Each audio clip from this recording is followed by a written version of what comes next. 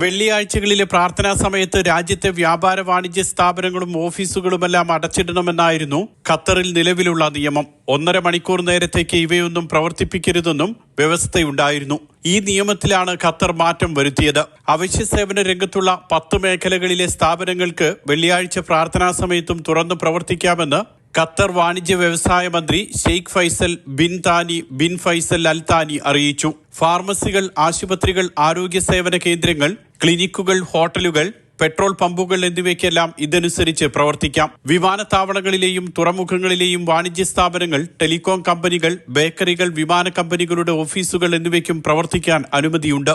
ബസ്സുകളും ടാക്സികളും അടക്കമുള്ള പൊതുഗതാഗത സംവിധാനവും ഷിഫ്റ്റ് അടിസ്ഥാനമാക്കി ജോലി ചെയ്യുന്ന സ്ഥാപനങ്ങൾ എന്നിവയ്ക്കും പ്രവർത്തനാനുമതി നൽകി. വാണിജ്യ വ്യവസായ മന്ത്രാലയം തീരുമാനിക്കുന്ന മറ്റ് സ്ഥാപനങ്ങൾക്കും ഇനി മുതൽ വെള്ളിയാഴ്ച ഉച്ചയ്ക്കും തുറന്ന് പ്രവർത്തിക്കാം. പൊതുജനങ്ങളുടെ ക്ഷേമം മുൻനിർത്തിയാണ് തീരുമാനമെന്നും മന്ത്രി വിശദമാക്കി. Mathrubhumi news, Doha.